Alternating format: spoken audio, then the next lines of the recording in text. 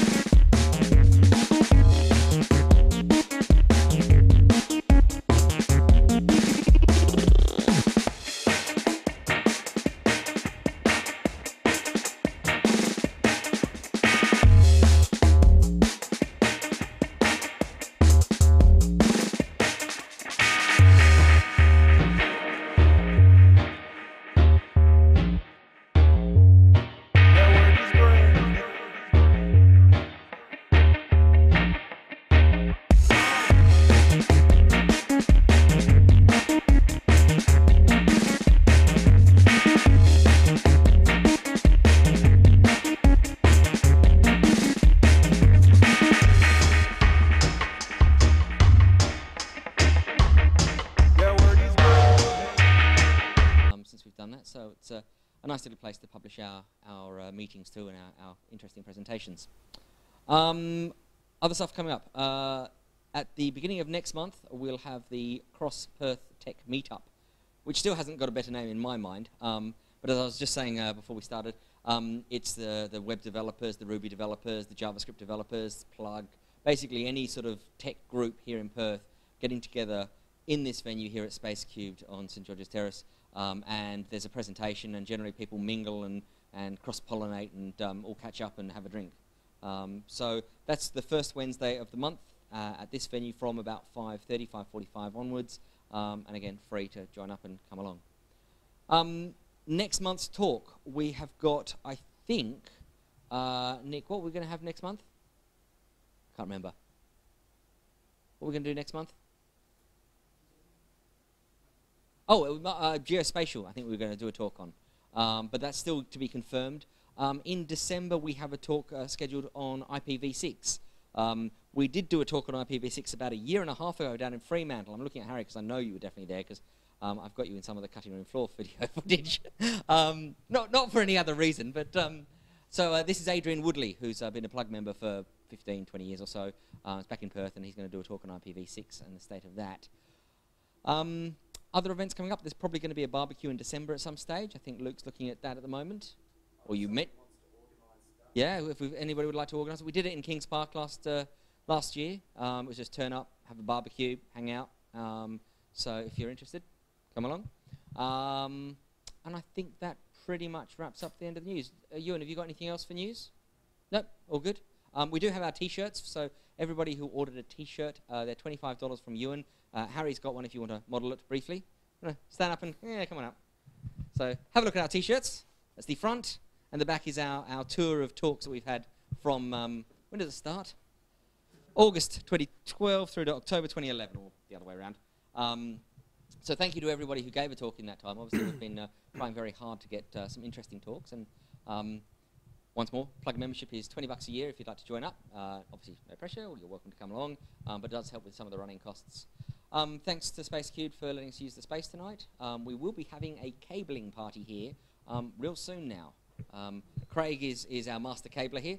We're going to run some Cat5 through here and try and hook up this venue so that we don't have to run bits of Cat5 around the side so that we can get set up, but also to help the guys here at Space Cubed in exchange for letting us to use the venue. That, I think, is everything from me. So let me introduce. Dr. Andrew Williams has been a radio astronomer. No, optical astronomer. Optical astronomer since before either of us had grey hair. Yes. And I recall you hacking the optical telescopes up at the observatory in the early 1990s with the CCD. Yep. Around the same. In fact, I drove home from seeing you one night at the observatory, and I received my first text message, or the first text message ever, as SMSs were being turned on in Australia. Totally unrelated. But you're stationed out at the Bickley Observatory, yep. Second in charge of the observatory in Western Australia, and the talk is going to be a Python in radio astronomy. Please make him feel welcome. Okay, I didn't realise I was being streamed and YouTubed and everything. I've got a shocking cold, and my toddler has a shocking cold, and as a result, I haven't had any sleep for a week, so hopefully I'll try and make sense. That's Perth Observatory. Could we maybe kill some lights? It's kind of a small screen. Perth Observatory sits up in the hills in Kalamunda. Ooh. We've got a main building. Moved up there in the 60s. It was originally down in Perth near Kings Park. We've got a main building. We've got assorted telescopes dotted around. That one is a 120-year-old telescope inside a 120-year-old dome inside a 40-year-old building. It was actually moved out here from Kings Park, and it was carried here on ship, dome and telescope, from England in the 1890s. We've got the main research telescope on top of a nice big tower. That one's owned by Lowell Observatory in Arizona, and that one's been here since the early 60s. Got an empty Meridian dome here that used to have a German star position measuring telescope called a Meridian telescope. And we've got some domes out here we use for visitors' tours. We do a summer lecture on the lawn every year. People come along and have picnics. And we do quite a lot of public tours to try and keep the bills paid. We're a state government. We're actually part of DEC. Here's a slightly more distant view. You can see Perth Observatory is just over the crest of the hill with Perth off here in the distance. So it's not very far away from Perth. It's only about 40k away. So we do get a bit of light pollution. This is where I started in astronomy. This is the main research telescope. It started out back in 1969, 1970, I think. It was brought out from Lowell Observatory. They built a building for it. They used it for the International Planetary Patrol Program using 35mm film. And it was completely manual. And in the late 80s, early 90s, I started my honours project and then PhD project involving automating this telescope. So there was an honours student working on the first version of the telescope controller. And my baby was working on this, which was the first digital camera to actually be owned in WA. There was another one very similar that came out in 1986 on loan from the University of Maryland for about a month. And that was the first digital camera ever used in WA. This is the first one that actually lived here, and the second one in WA. And building that was my honours project. So it cost us about $8,000 in parts, my time for a couple of years.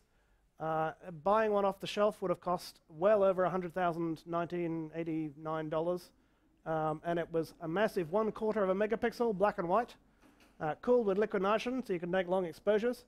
It had zero memory. It was read out 1 pixel at a time to a PC. And as a couple of years after we got it running, we splurged on a massive hard disk. We bought a 1 gigabyte hard disk.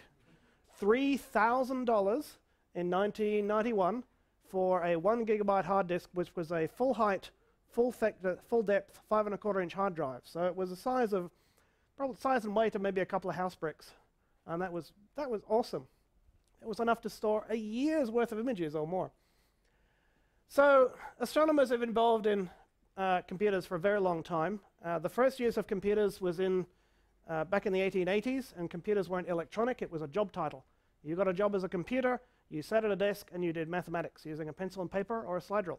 And it was a lowly paid job, and a typical secretary type job now.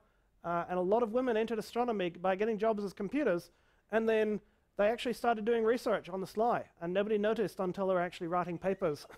And a huge number of women really got very high-level research positions in astronomy, starting out as these computers.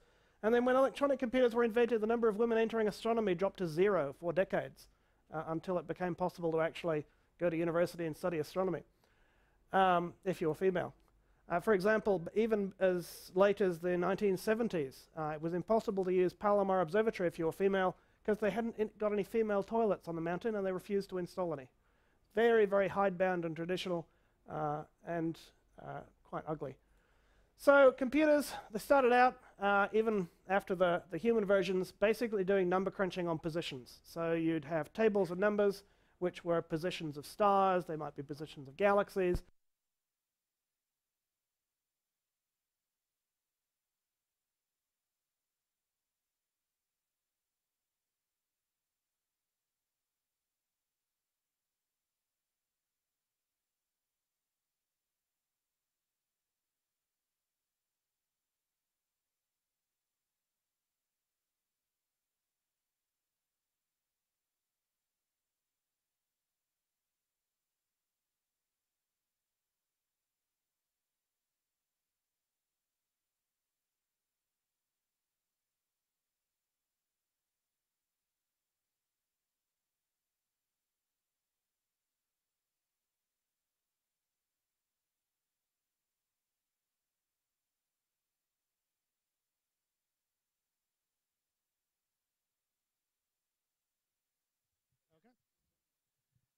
one of the examples is a hierarchical file system, files that existed in directories, which could have subdirectories. The concept of representing text in a computer was non-standard. The concept of representing non-integer data, you know, you had binary coded decimal where you actually represented the digits, or you had various flavors of floating point and fixed point. And most importantly, the number of bits in a word. Bytes had been recognized and were relatively standard, but a lot of computers had very unusual word lengths. So if you had a record on tape, it had to be an integer number of words. How's that? It had to be an integer number of words. You read that many bits at a time. And it was usually the smallest addressable unit of storage, although that varied. Typical word sizes were either multiples of 6 bits, because you could store a single character in 6 bits, or 4 bits, in which you could store a single BCD digit, a number from 0 to 9. DEC, for example, used various combinations of 12, 16, and 18-bit words. Other word sizes included 9, 25, 32, 36, 48, and 60, and 64, all over the 1960s to 70s. So if you had an image that you'd taken on your camera and you wanted to transfer it to some other computer somewhere, universities, remember, didn't have masses of money. They weren't buying a new computer every year. So you were sending it to other institutions that might have 15 years worth of computing hardware, over which time not only did the bit sizes vary between manufacturers, but even inside the same manufacturer. So it was very hard to come up with a format. FITS was developed in the 70s, and they decided on a unit, a block size of 23,040 bits. It was measured in bits. It had to be measured in bits because it had to be an integer multiple of every word size in use on every type of computer. It was 2 to the 9 times 3 times 3 times 5, which allowed word sizes of 15 and 9 and 36 and 48 and all of the various combinations like that. That worked out to 2,880 bytes or 36 punch cards. And the physical format was 9-track tape, which was kind of getting standard by the late 1970s as 9-track tape. And bits and bytes were becoming more common because of this 9-track tape mostly. The FITS format has grown ever since. FITS was developed, and the whole philosophy of FITS is that once fits, always fits. So files that were written in 1971 on a 9-track tape still have to be readable in a modern FITS reader. So the format has been extended in very, very ugly, ugly ways. And the FITS documentation, I meant to bring it. It's a 1-inch thick printout, and that was the 1997 version. The current version I didn't even bother print out. Image processing packages also had to cope with all of these various differences. The first real big cross-platform image processing package is called IRAF. It didn't really need to deal too much with different word sizes. Most of the operating systems at the time were Unix-like, but there were lots of different Unix-like operating systems, many more than there are now, and VMS. So the National Optical Astronomy Observatory, NOAA, developed a package, and they decided to support all of them. IRAF, I'm not an IRAF fan. I should say that IRAF is still being used, and I think it is the most abominable, horrifying concept in creation. And the reason is that they basically implemented their own operating system. They defined their own language called SPP, which was a heavily customized C-like language that they actually implemented as a preprocessor on top of the actual system C compiler. And almost none of the standard C library was useful because there's so many different standard libraries that they basically had to invent their own from scratch. They implement a complete file system inside IRAF because the file systems that they were operating on didn't have the same concepts and weren't necessarily hierarchical, for example. So they implement their own file system, including directories, separators in file names. All of that is implemented inside IRAF and inside the standard library that you use to program in IRAF. So you write any IRAF package or part of IRAF. If you develop some new image processing algorithm, you write it in SPP or you write it in, the same idea was in Fortran as well. That's a preprocessor and a custom standard library. They also wrote their own scripting language, which was, again, this sort of horrifying. Imagine DOS batch files extended by a committee. So this system is still going today. They're still upgrading it and optimizing it and tweaking it so it runs on modern PCs. But it's really horrifying. And it still uses the same syntax and the same concepts that were sort of drawn up before concepts like directories became standardized. Other packages were developed over the 80s and 90s, largely written in C and Fortran. Large organizations tended to write in C because they hired professional programmers. Later C++, so there's an awful lot of vanilla C out there. Individual astronomers wrote their code in Fortran because that was what they studied at university, and you know, you're only doing number crunching. It's not like you actually need to do anything other than print out a file with numbers in it.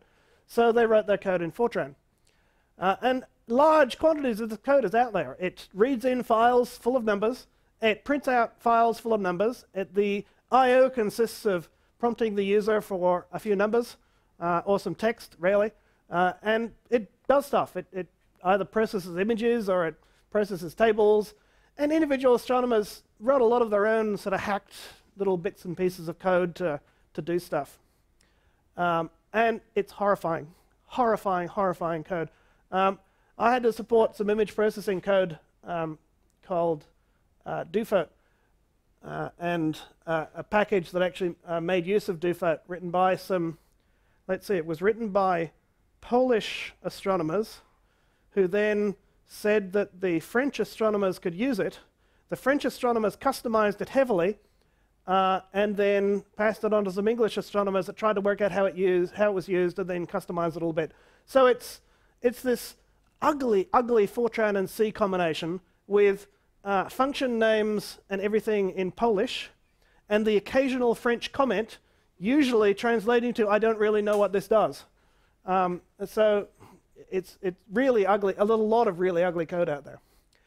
Python was developed in the 90s by a guy working at the National Institute for Mathematics and Computer Science. So it was started out with fairly clean ideals, and mathematics was a fairly important part of the way Python worked. Python has always been mathematically quite pure in terms of how it handles rounding, how it handles arithmetic, how it handles data types, stuff like that.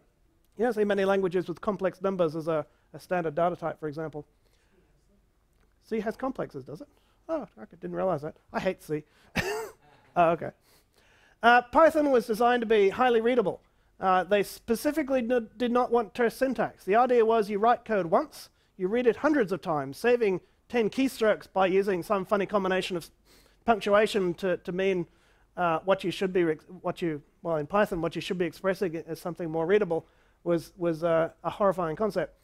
It allows lots of different programming styles. You can write structured programming, you can write object-oriented programming, you can write functional programming. It has very strong typing, not like Perl where you can go quote 1, quote plus 2, and it will sort of try and work out what you're trying to do and turn that into a number for you.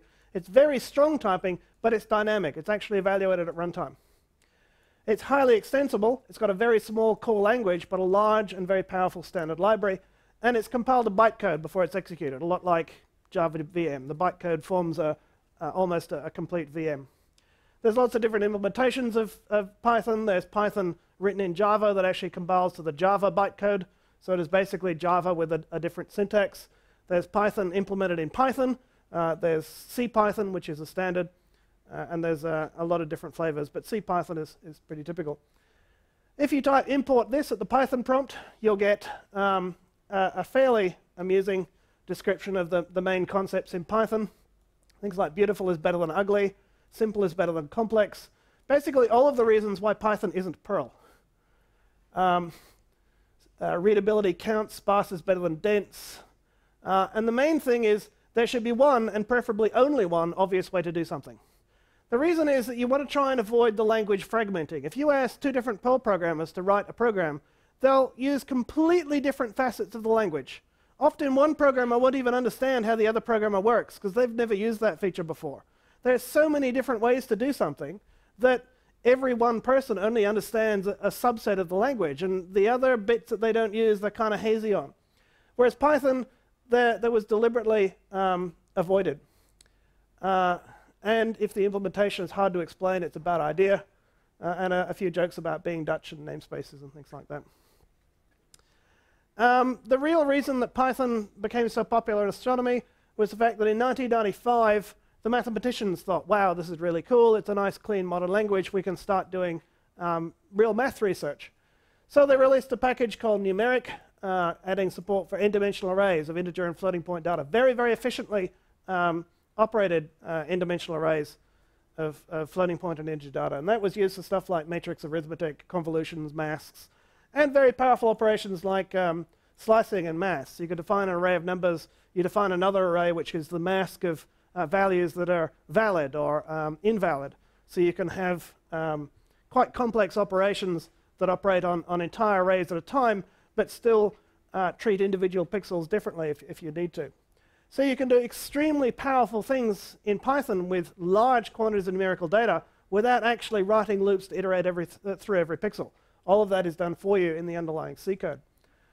So it makes very, very efficient image processing. Almost anything you want to do in the image processing stakes you can do extremely efficiently without ever resorting to individual pixel addressing. An example, my very first Python program, my very first Unix program, in fact, apart from the odd shell script, was in '97. We were lent a CCD camera by Ohio State University. Their user interface consisted of a Fortran program, which was based on a 1980s image processing package called Vista. It basically allowed you to set exposure time and stuff like that, and was a very simple scripting language. It was 40,000 lines of Fortran. It was horrible, and I wrote a usable replacement that didn't have quite all of the features in 137 lines of Python. And that's since been expanded. Python packages available for astronomy now that have vastly driven the uptake. PyFits, which allows you to do fits file I/O, this horrible, horrible, extremely complicated but universally used file format for astronomy in Python. I don't actually use PyFits much because I started reading and writing fits files before PyFits was available, so I wrote my own to do a large subset of fits. PyRaf and PyMidas, which is Python bindings to these horrifying, ugly, old image processing packages, so you never see the ugliness, you just call it from Python, and it happens under the surface. SciPy, a lot of scientists other than astronomers have also taken up Python. So there's linear programming, optimization, visualization. There's a 3D visualization package that allows you to rotate and zoom and move around 3D data sets for stuff like CAD and finite element analysis and stuff like that. You can have quite large 3D data sets using these numeric arrays and sort of deal with them in Python. PyEFEM is a coordinate system transformation and orbital position calculator. Matplotlib is the same API as MATLAB, only in Python, to produce sort of publication quality charts and graphs. And there's a project called AstroPy that's trying to bring all of these together. It's basically a single meta package that contains every package that astronomers might need in one place. And that's a fairly new thing, but it's picking up speed. If you're interested in learning Python, you can be pretty much guaranteed that astronomers will be using it until you're dead, because the last big change in language was the adoption of Fortran when computers were first used, and that was, what, 1955, 1960. Astronomers have been using Fortran ever since. They're very conservative. I can't see them dropping Python until they absolutely have to. Astronomers write code for a very specific reason. Most of them are terrible. I'm certainly not claiming to be a good programmer. I'm a shocking programmer. I'm too lazy to be a good programmer because I never write documentation unless somebody hits me over the head and forces me to. The code is very much a means to an end. It's usually intended for your own use, although you do sometimes end up sharing it with other astronomers, and you do often end up using a piece of code that you never thought you'd touch again. You need to use it a few years later and try and work out how it worked. It's very easy to learn. It's a very modern high-level language. There's almost no boilerplate, no type definitions or anything like that. It's extremely readable and self-documenting, so you can pick up a piece of code you last used 10 years ago and see what you were doing. It's also quite hard to write ugly Python code. It's not impossible. I've seen some, but you need to make an effort. And it's easy to deal with stuff that isn't number crunching. Fortran's great if you want to read a table of numbers in and write a table of numbers out. If you want to scrape web pages or write CGI scripts or talk to a database or send email or anything in the outside world, there's a Python package to do it. Almost all of that is in the standard Python library. Little stuff that I've used Python for has been stuff like system scripting. I don't write shell scripts any longer. I don't deal in awk and sed. All of those arcane mysteries have left my brain. I do a lot of one-off stuff. Somebody emails me a file. I need to use it. It's in a format that they happen to like, but I don't. So you need to deal with it. Transfer that one file to your system, and then you'll probably never need to do that again. And a lot of stuff needs glue. You have a lot of third-party packages written in C or Fortran. They've got very strict requirements. They take images in a certain format. They take tables and numbers in a certain format. And you want to chain several of them together. You need to massage your data to fit the first one in the chain. Then you need to massage the output from the first one to suit the second one, and so on. So quite a lot of glue to sort of stick together other packages. The big things that I've written, that 137-line hack has turned into the complete automation system for our observatory. It controls the CCD camera, a brand new Andor camera, and all of the hardware that's on the back of the telescope, the filter wheel, the offset guider, the chilled water supply that's cooling the camera, the focuser, the tracker camera, a few other things.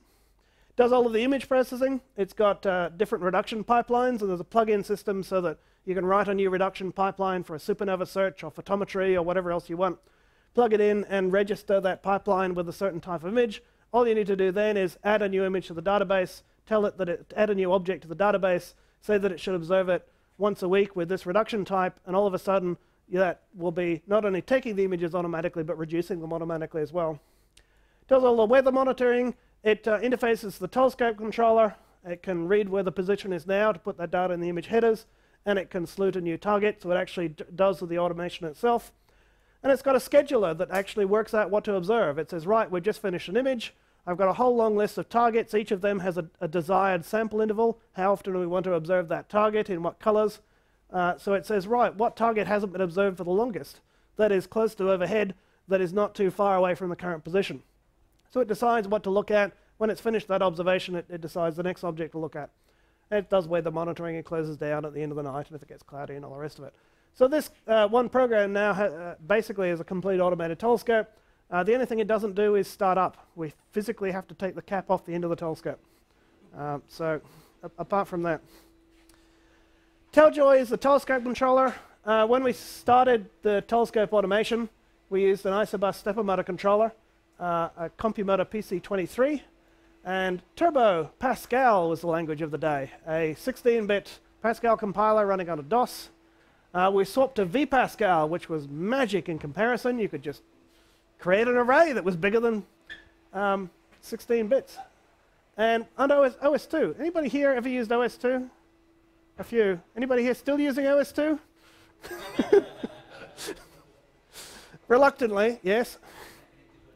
It's yes, yep. It's still possible to get isobus motherboards. Doing direct hardware I/O to the actual card is tricky because you need to pull it at very, very long timescales, and the timing requirements are tricky. So we've commissioned a new custom stepper motor controller from a local company. It's a USB box that sits there and accepts two numbers every 50 milliseconds, and those two numbers are the number of steps to move on each of the two axes in the next 50 milliseconds. And you feed those numbers via USB, and it also does all of the digital I/O, so we don't need the isobus digital I/O card or a replacement either. So I'm in the middle of rewriting all of that Pascal telescope control code in Python under Linux, and that's mostly finished, and we've tested it using the prototype, and it's all happy. Planet is another one. The main research that I've been involved in for a very long time has been gravitational microlensing. The reason we automated the telescope was to hunt for exploding stars, to search for supernova by taking pictures of galaxies, comparing the new pictures with old pictures. But in '95, we started doing this every winter. What we're doing is we're looking towards stars in the middle of the Milky Way. Sometimes two of those stars happen to pass into near perfect alignment. When that happens, the nearby star, the gravity actually bends light that would have gone past and missed us. It bends that light in towards us. So what looks like one star becomes brighter for a few weeks or hours, and then fades away again as they move in and out of perfect alignment. Now that means you need to monitor these things to try and work out how the brightness changes. And if it's a double star that's doing the gravity lensing, then you can get all sorts of complex shapes, and the brightness can change by a factor of 100 over half an hour. So to begin with, we're only looking at a handful of events. We actually used emails and static HTML pages. And in the first year, we used faxes to send the finder charts backwards and forwards. Because this is 1995, and sending images and email was a little tricky. Not everybody could do it. By the late 90s, we had 6 telescopes in the network. There was Perth, Tasmania, Chile, South Africa, the Canary Islands, another one somewhere else in Africa. Can't remember, I've lost track. Anyway, lots and lots of different telescopes, lots and lots of different people. Each one of these people was using a different telescope. They're working with these things 24 hours a day. As it sets in Perth, it's rising in Chile, rising in South Africa. As it sets in South Africa, it's rising in Chile, and so on. So we need some way for one person acting as home base to decide what the whole collaboration was observing and get that information out to all of the people on the telescopes. So I wrote some stuff to build up an object database on the server in Paris to process the incoming photometry coming in, graph it neatly, and allow whoever was home base to sit there and monitor the current status of all the observing on a web page, who was on which telescope, who was observing what, where it was cloudy, and decide what objects to target and decide how frequently they should be observed. And that was all taken out to the observers on a set of CGI scripts so that they could simply look and see what the schedule was for their telescope. So that was running from, what, 2000-ish, and it's still running now, I believe. The Murchison Wide Field Array is stuff I've got involved with more lately. That's the last, what, 3 or 4 years worth. Somebody gave me a call from UWA and said, look, I gather you've been writing telescope control code for an optical telescope. How would you fancy writing some control code for a radio telescope? It can't be too different, can it? It's slightly different because there are no moving parts on this telescope. This is a low-frequency telescope, the same sort of band as FM radio and TV stations. It's got no moving parts. It's being built at the MRO site where the Australian component of the square kilometre array will be built. And the ASCAP is just been launched there now. MWA is going to have 128 tiles, or has 128 tiles. They're all laid on the ground now. Each of them is a 5 by 5 metre square of steel mesh with 16 dipoles that look like TV antennas. Each dipole has 2 components, an X polarization and a Y polarization. So that's 4,096 individual antennas, and you need to add them together to make a picture of the sky at this low radio frequency. ASCAP, which is the one that was just launched on the weekend, that's steerable dishes. It's a 36-dish radio telescope, and that's much higher frequency. MWA is not being built by a monolithic organization like CSIRO. So we don't have to deal with the bureaucracy of a sort of government organization. We do have to deal with the fact that we have 8 or 9 different university departments and research labs, each with their own budget, each with their own office politics, each with their own desire to spend somebody else's money and not theirs, and no sort of clear person or organization in charge up to quite recently. So that made for some interesting times. Most of the work is being done by academics. There's almost no full-time staff. I believe there's 2 full-time staff in the whole organization that are actually working full-time on MWA.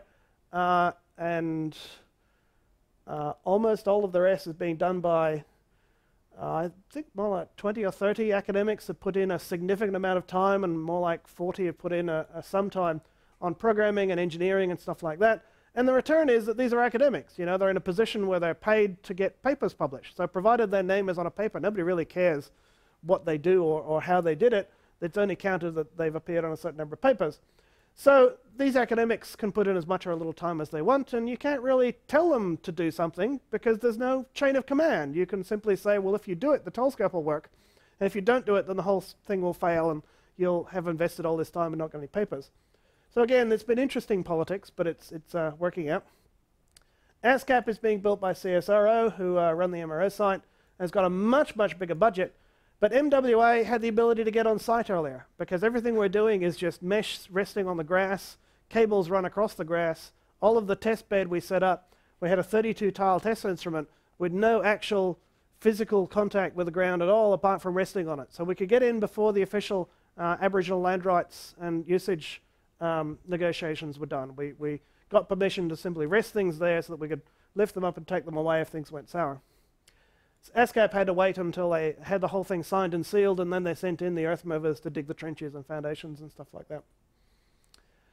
So here is where it's all happening. We've got Perth down here, Geraldton up here, SKA up here. It's being described as near Geraldton. It's actually closer to Meekothara, although it's really in the middle of nowhere.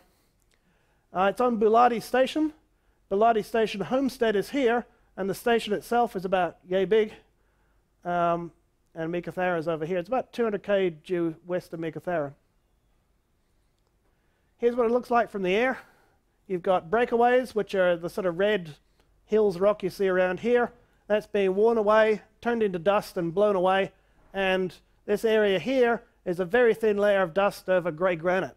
So this stuff here is about 70 million years old. It laid down as sediment about 70 million years ago. The grey granite's 3.5 billion years ago. So it's very, very old terrain. Here's a breakaway from the side.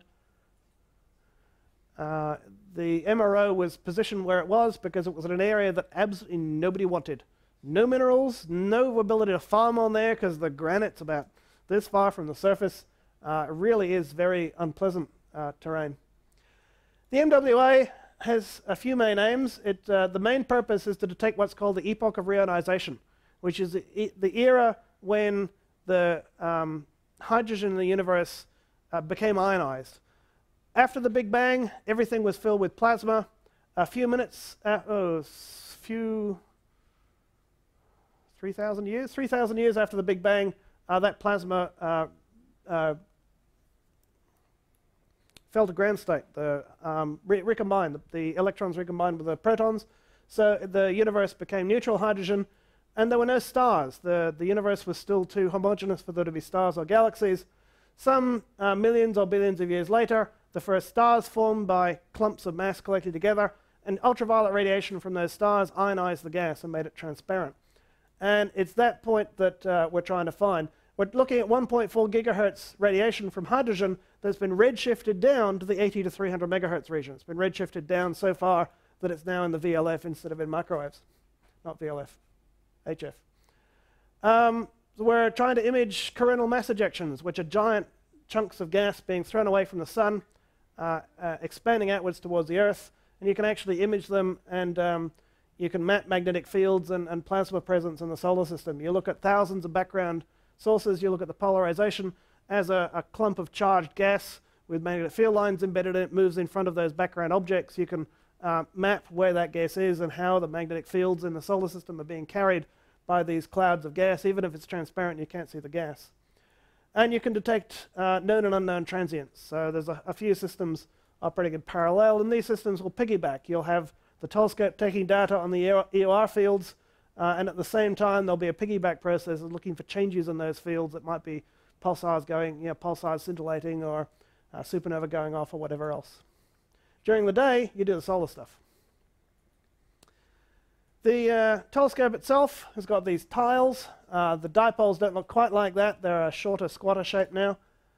They look like triffids, like they're going to be marching across the ground and taking over the world. They're actually about knee-high. Almost exactly knee-high. I've got a number of pairs of jeans with giant holes in. That's one tile, a 5 by 5 meter square with these dipoles, and a beamformer.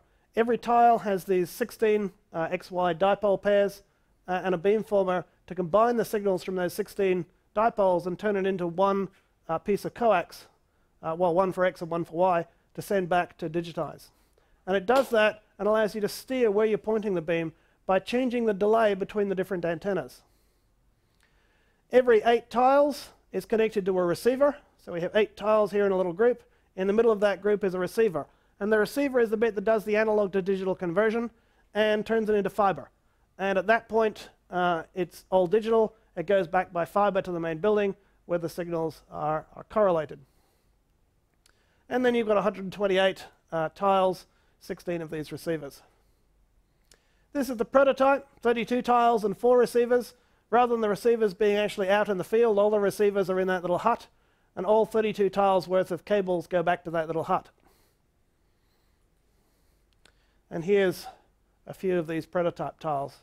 Each tile has a beamformer. You can see these ones are a little bit squatter. Here's Roger, one of the US guys, standing next to a tile, and that's the beamformer. 32 cables coming in here, one each for each of two for each of those dipoles, and you can see each dipole has an X and a Y. So the north-south is X and the east-west is Y, or vice versa. Yeah. You said you can direct them but change the delay of the antenna. Yep, I'm just getting there. Yeah. This is what's called a beamformer. You've got 16 inputs for X on the top shelf, 16 inputs for Y on the bottom shelf. Each of those boards has 16 different delay lines, which you can tune to give you whatever delay you want. And the delays are surprisingly simple. See those little squiggly lines? That is a 1 centimeter squiggly line, a 2 centimeter squiggly line, a 4 centimeter squiggly line, an 8 centimeter squiggly line, and so on up to 5 bits worth of delay. By choosing whether to gate in the squiggly path or the direct path, you can change the delay from anywhere from this much, well actually the length of the board, about that much, all the way up to about that much. And light travels along these squiggly tracks on the circuit board about the same speed it does when it's actually traveling in space in between the dipoles on the antenna on the tile. So if you make sure that every one of your inputs has exactly the same delay setting, then the signals from the dipoles are all added together with exactly the same phase. So you're most sensitive to signals that come from straight overhead, that reach all of the dipoles at the same time.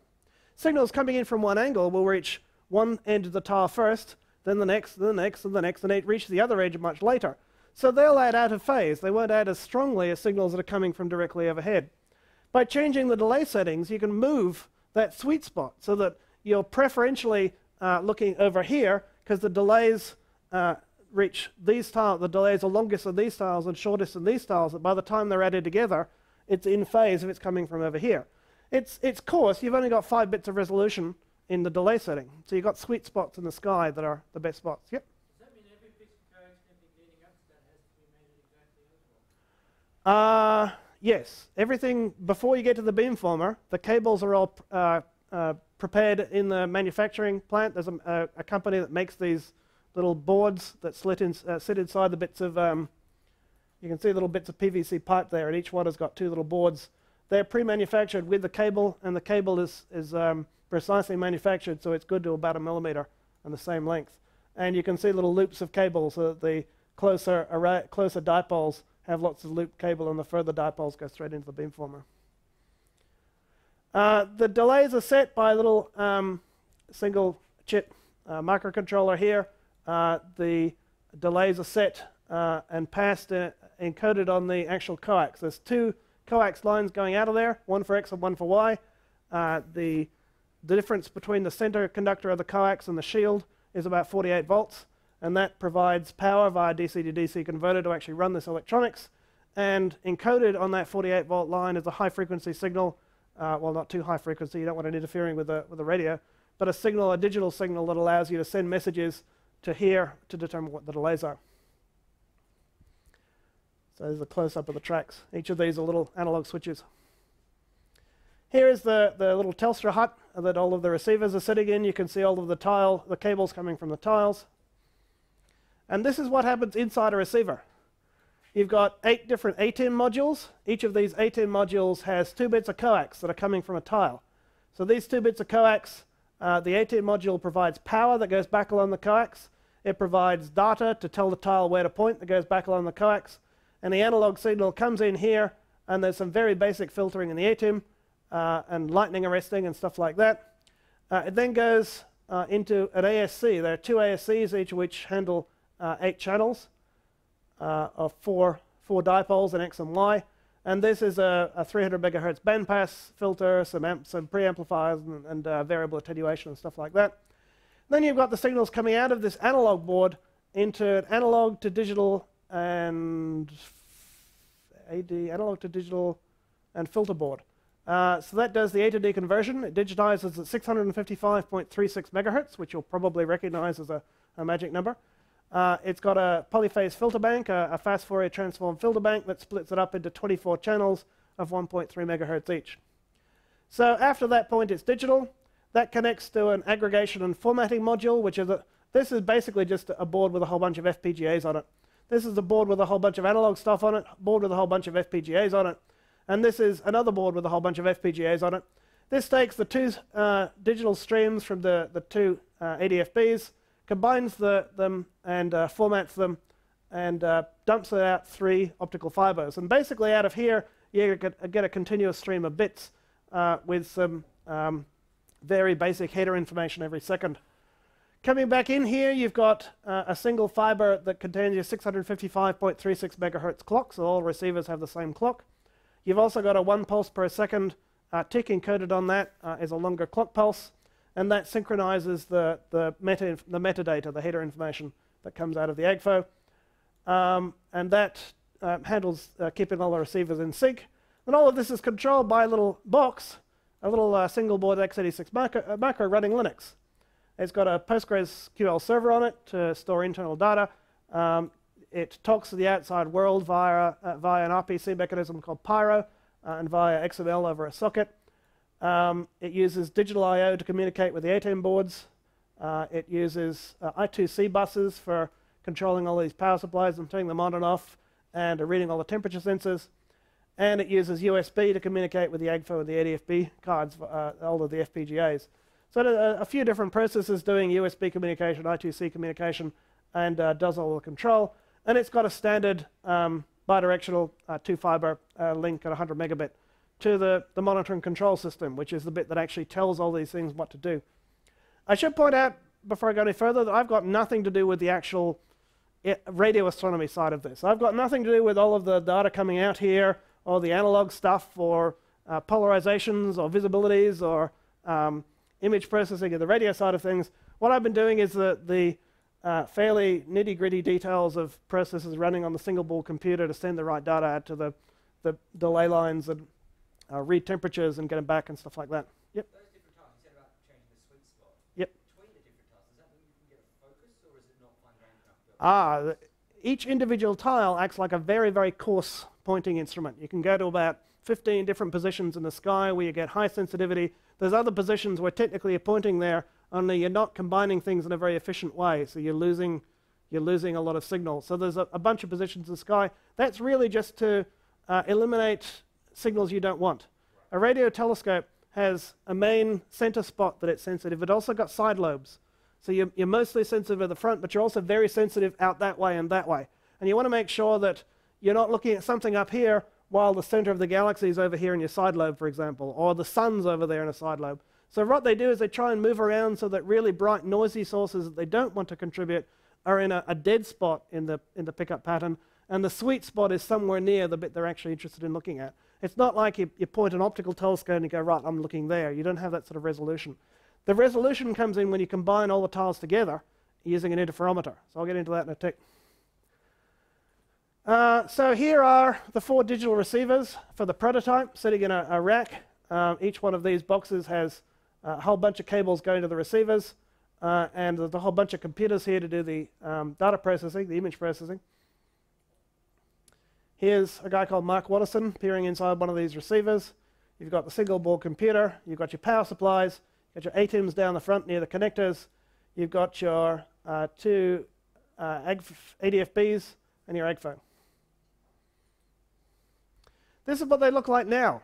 The whole system has been completely redesigned, and these things will actually sit out in the field. This is a self-contained and completely radio frequency screened box. Very important. Computers are horrifyingly noisy when it comes to radio frequencies. So this has many very some quite expensive features to minimize RF leakage. You've got conductive foam around all the joints. You've got grills with very fine holes in the mesh and conductive foam to stop RF leaking out. You've got an air conditioner that's got to try and get lots and lots of air through without actually letting any RF out. This bit here contains the air conditioner. This bit here is the signal crate, and that slots inside your receiver box, your receiver enclosure. These sit out of the field on concrete pads. All they have is mains power, 50 hertz, not a lot of RF radiating on there. And there's lots of mains filters inside the box to stop noise on the mains from getting out into the mains lines buried under the ground. And optical fiber. You can't run Cat5 across the desert because that will completely destroy any chance of actually picking up a signal. When the system is running, you're not going to be able to walk around and use your laptop or actually be out there using any kind of electronic equipment. Any electronic equipment has to be sealed inside the computing center a few kilometers away behind doubly insulated Faraday cage. This is the digital crate. You've got your ADFBs and your AGFO. Your single board computer is under here. Your ATEM is down here, I think. I'm not sure. I don't actually get to look at these things too much. As far as I'm concerned, that's an IP address and a prompt. I don't really play with the rest of it too much. And here are a couple sitting on pads out of the field. You've got some cables running off to nearby tiles. These are the cables I haven't strung out yet. And there's going to be 16 of these. There's 8 out of the desert now that are turned on and running. and there's going to be another 8 when they finish powering up the other half of the array. Each of those 128 tiles give you a total of 48 fibers coming from the receivers, 16 receivers with 3 fibers each. Each of those fibers carries 320 gigabits per second, almost fills the capacity on the fiber. They go to the Polyphase filter bank, which is a cage, Australian ATCA, ATCA standard card cage filled with custom FPGA hardware, which is basically a whole set of PFB boards, which are digital filtering. Those digital filter boards take the data that start out as 24 coarse filters, 1.3 megahertz wide, and split each of those into 128 fine channels, each of which is 10 kilohertz wide. Now, when you're doing radio astronomy, what you do is you combine baselines. Every pair of antenna is at a different separation. So you've got 128 tiles, and if you measure the distance between one tile and any other tile, you won't find any combination that has the same distance in meters or the same, exactly the same orientation. So that's important for building out an image. Each of these baselines, which is 128 for the choice of the first tile, multiplied by 127 for the choice of the second tile, divided by 2, because you only get one baseline per pair, has 4 polarization products. You've got X and Y and XY and circular. And don't ask me for any more details. Multiplied by your 3072 frequency channels. So each one of those 3072 times 4 times 8128 gives you an averaged number every half a second, which is the intensity in that frequency channel, in that polarization product, in that baseline. And that goes into the correlator, which is a bank of Cisco switches and IBM Linux servers. And the switches are important because the stuff that comes out of these PFB boards is a UDP bit stream. And the problem is you can't just plug one fiber from an output into one computer, because that computer can't then do the job of correlating on its own. It needs to split the frequencies up so that the frequency banks go to different computers. So the Cisco switches look at the UDP headers, decide what the frequency is, and make a decision based on frequency which IBM server to send that packet to. So those Cisco switches actually do at least half of the job of the whole software processing, simply based on looking at the UDP headers to work out the frequency. Once it's been split up by frequency, you can parallelize it quite easily, and it's done on GPU computing using a bank of Linux boxes. I'm not sure how, I think it's 4 for a 32 tile system, must be 16 for the full system. So here's Dave Emmerich, who some of you know from uni, in front of a bank of Cisco and IBM gear, and standing behind the racks that's going to be sitting in. This is all in the supercomputing center on site. This is actually out at the SKA site. They built a complete hermetically sealed computing lab there with 50 racks like this. I think it's 50 rack space. Air conditioning using geothermal cooling. They've got underground pipes full of water to do the cooling. They've got a massive diesel generator to run the thing. Huge setup. I haven't seen any of it. I haven't been out there since all of this stuff was built. So what comes out of the correlator, out of that bank of GPU boxes, are visibilities. These are signal levels at different positions in the Fourier plane. So if you imagine, just like if you look at a spectrum analyzer on a radio or a stereo or something like that, instead of having a sound going up and down, and it goes up and down more frequently as you get higher and higher, up and down more often as the frequencies get higher. If you look at a spectrum analyzer plot, on the left you've got low frequencies, on the right you've got high frequencies. Well, the UV plane is like that, only bottom left is low frequencies and top right is high frequencies in 2 dimensions. So what you've got is not a picture of the sky, you've got a picture of a Fourier transform of the sky. And you don't even have a picture of a Fourier transform of the sky, you have 30,000 odd points where the level has been measured on that Fourier transform of the sky. So if you imagine drawing a graph, drawing a box like this, you've got 30,000 points, each of which corresponds to a baseline pair, where you've measured the intensity of a 2-dimensional function, like a function that goes up and down on this sheet. You've measured the intensity at 30,000 points. So first of all, you need to fit a function to this Fourier transform. Then you need to invert the Fourier transform to work out what the actual picture of the sky looks like. So it's all horrible stuff, and that's about as far as I can really go into it, because I don't know much about all of that side of it. but it's very, very high in computing. And Python code monitors the performance of all of that. So a lot of that pipeline is Python that starts up the GPU software, funnels the data to the right place. A guy called Dave Pallett at Curtin has been doing all of this. Dave Pallett and Steve Ord at Curtin have written this entire system. There's code to sort of send data around. A lot of that's Python. All of it's running under Linux. And the GPU code is very, very important. About all I've done here is written some code to measure the temperatures on some of the FPGA cards. Every half a second for each of these frequency channels and polarizations, you've got 8,000 points on this UV plane. You interpolate between the values to produce a model of the 2D shape of the UV plane. You then invert it, and then you produce an image. So every half a second, this real-time computer produces a picture of the sky in each of the 3,072 frequency channels. It produces a picture. And 4 polarizations. That's 12,000 different pictures of the sky are produced every half a second. You also need to do a whole heap of calibration. The ionosphere ripples and shifts in timescales of a few seconds.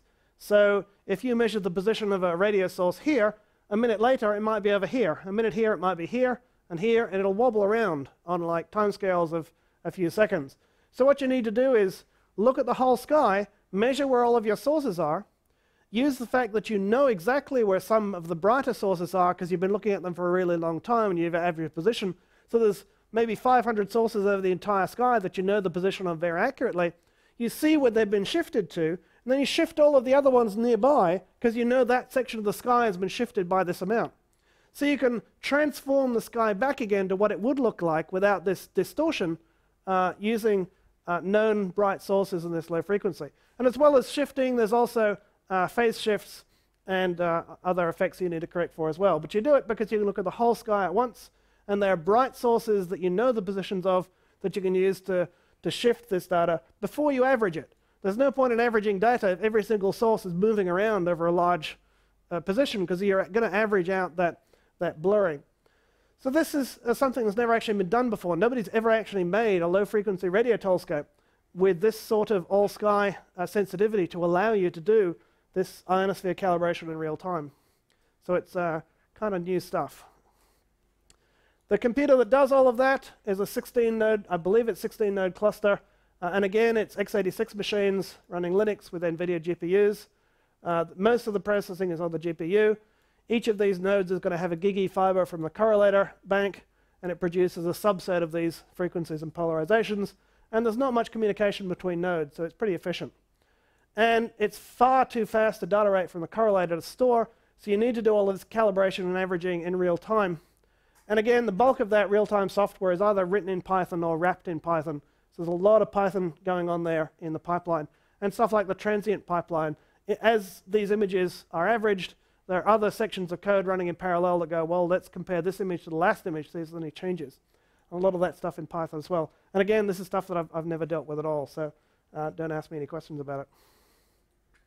And that's it. Oh, I didn't mention teaching. One of the things I use Python for quite a lot is actually lecturing. And there's a whole bunch of stuff you can do using Visual Python. Now, one example is this code here.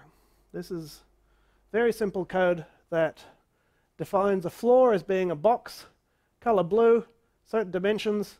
A ball is a sphere, color is red, its position in 3D is this vector here, its velocity is this vector here, and it's set in a nice tight loop. Every time through the loop you add the velocity times the time delta to the position. If the height of the ball is less than 1, then you invert the velocity. If the height of the ball is not less than 1, then you add the gravitational constant times the time delta to the velocity. So basically this is 5 or 6 lines of actual physics that defines how a ball bounces, and that produces that code. So it's really good for physics teaching, but you can also use it for all sorts of extra stuff. For example,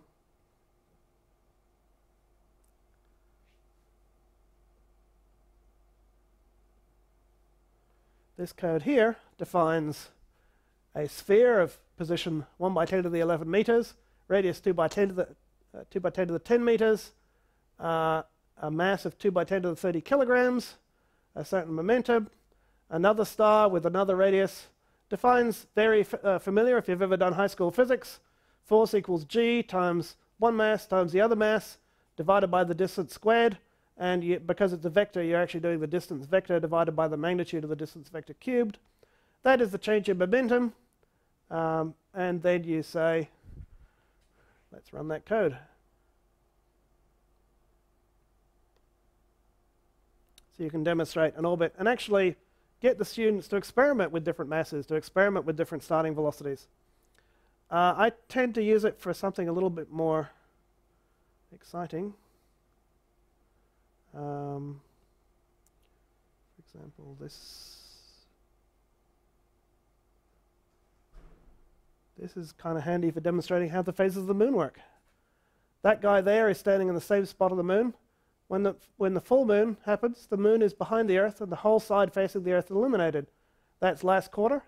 The same guy is now experiencing nighttime. It's good to point out that the moon does rotate. That guy is now experiencing nighttime. He's facing away from the sun. He's now experiencing sunrise.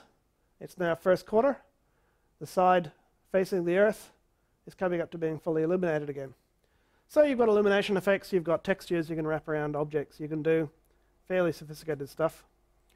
And I actually use this. Where is it?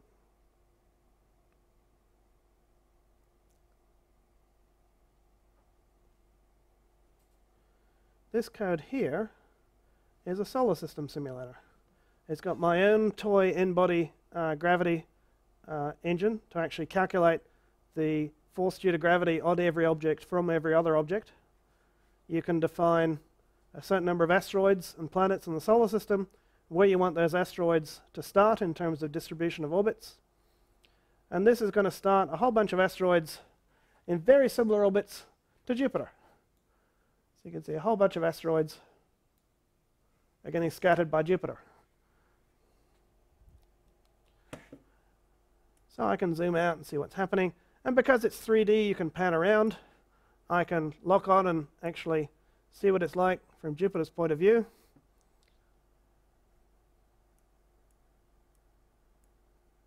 The sizes of the objects here are about 1,000 times larger than the actual physical sizes, which is why the objects appear to enter Jupiter and come out the other side.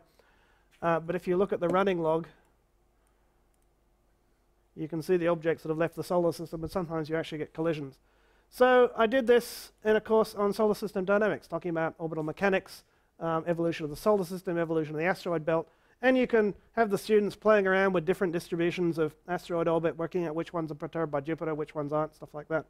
So very, very simple code. Pure Python is actually quite a sophisticated, quite a powerful tool for doing sort of physics teaching. It's also a lot of fun. All right, now I'm finished.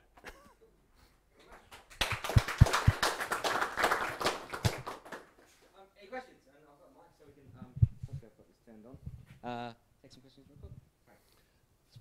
Slightly away from your main talk, but there were some glass slides taken, or photographic slides taken, in the early days of the observatory, even from Kings Park.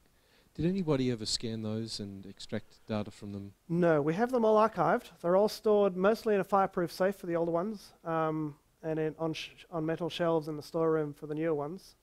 They're all safe and they've been catalogued, so we've got a paper index of where each of those slides refers to in space.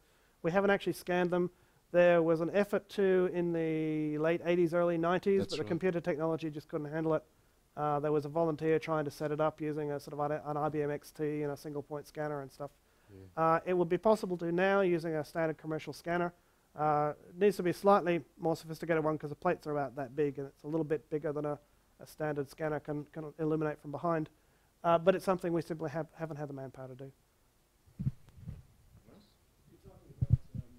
You're talking about using radio astronomy to look at the reionization epoch. Is there any potential for radio astronomy to look earlier into the... The only thing you can look at earlier than that is the Big Bang, the cosmic microwave background, which you can't do easily from the ground, and that's what COBE and WAP and things like that have done from space. There you're looking at black body radiation around 4.7 Kelvin or so, so it's much, much lower frequencies. You have larger baseline. Yep.